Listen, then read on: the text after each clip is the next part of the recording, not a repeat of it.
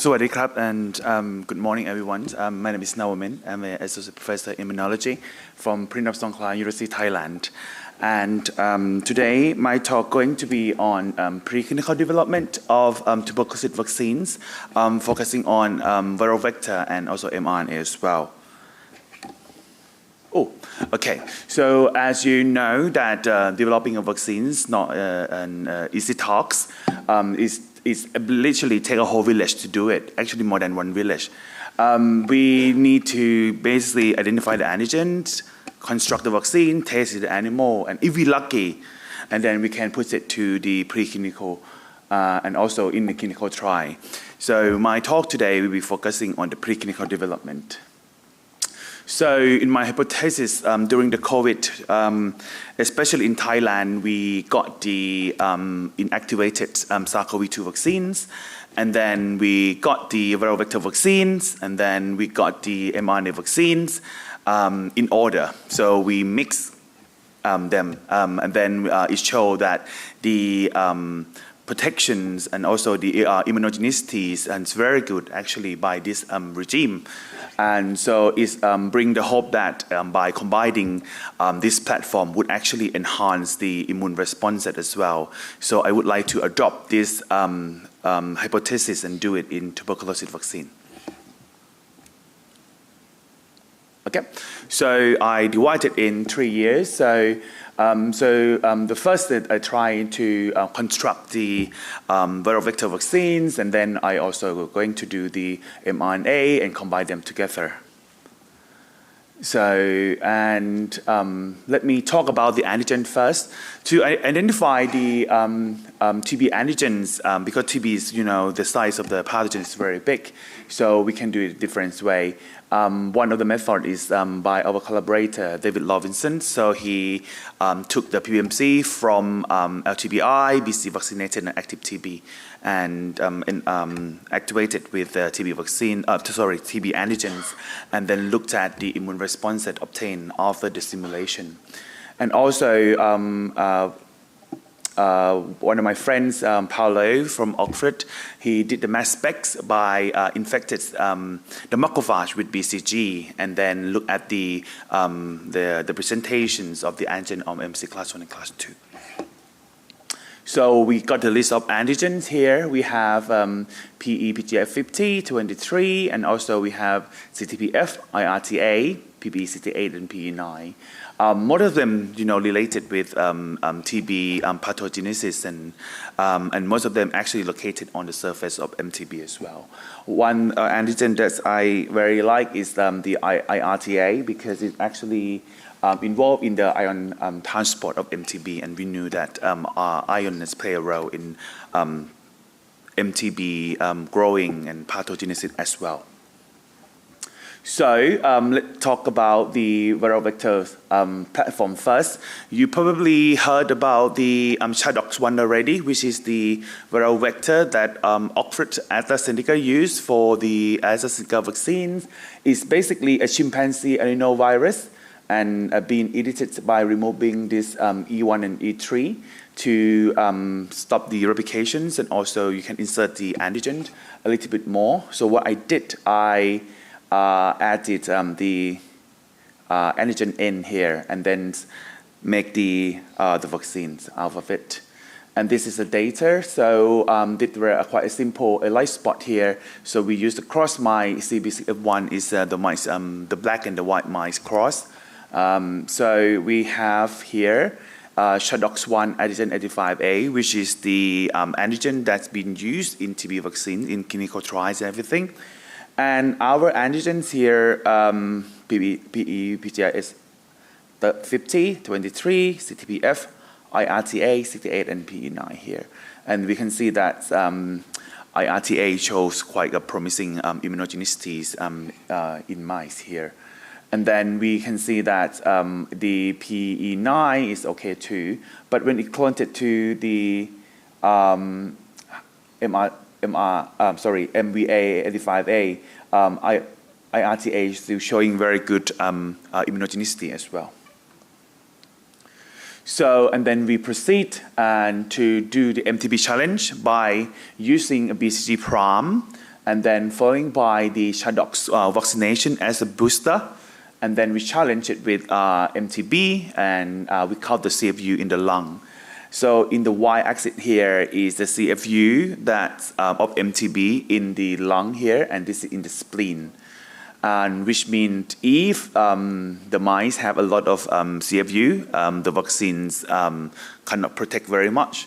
But if it's less CFU, it means the vaccine is working. And well, it's kind of lucky and not just BCG is very protective in mice.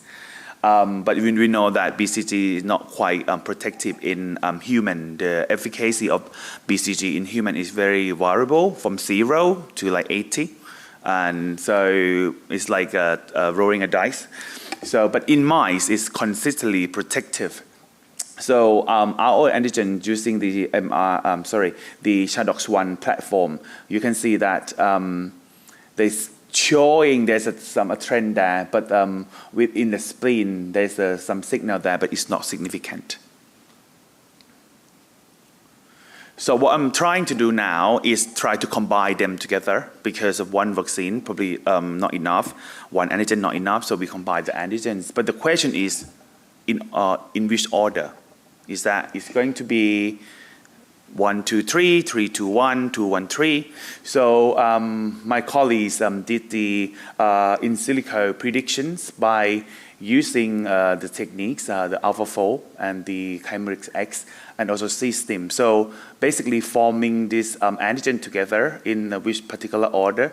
And we found that the order of PBE68 and IRTA and also PE9, it actually show a promising in silico prediction here. And in silico prediction, we can actually predict the T cells responsive to toxic T cells and also TH1 as well. So, and then, so we have the better versions of the viral vectors, and then we're trying to do the mRNA as well, because we believe that mRNA would actually enhance very good T cell and also antibody responses. So we simply design the mRNA structure, and then we optimize to make it more stable and things.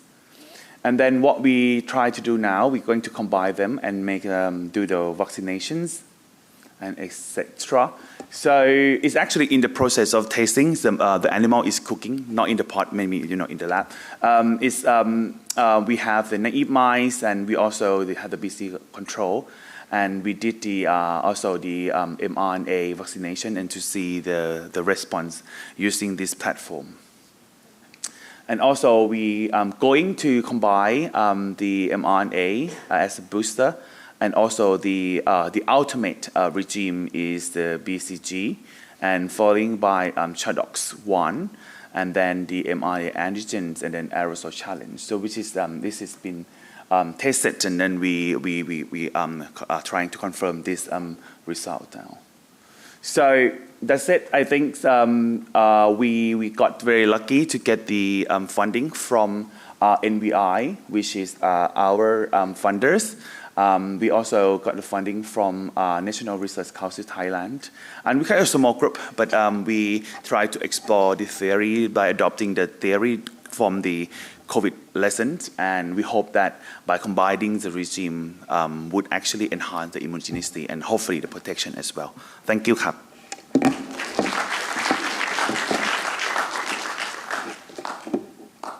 Any questions? Oh, yeah.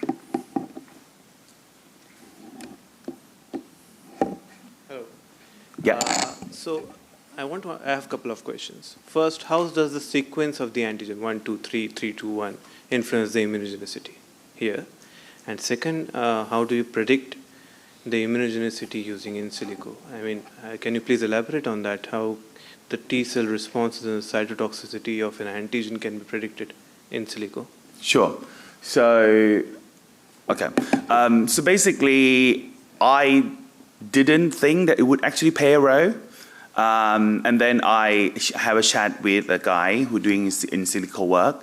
And then he says, because of, protein, the length of each peptide would be different. So then when it translates to proteins, the chart of the protein would be different as well. So, and then when we swap the order, the presentation, the group of the antigen, the epitope is actually different. So, and we found that by swapping the antigen 2 come first, it actually would, in the prediction, it would actually work better. And then your second question is how. So there's a platform. So after you do the AlphaFold, we did the immunosim. So it's like a library, like these antigens with this epitope enhance this good amount of T-cell response. And then they do a big library, and then they predict if the size and the order, the presentation, the forming would actually enhancing the T-cell and also the cytokine response from Th1 as well.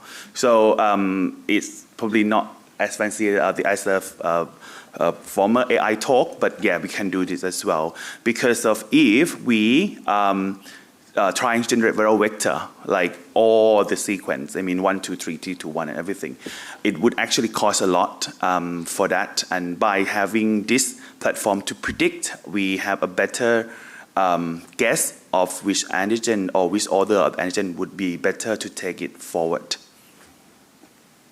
Thank you.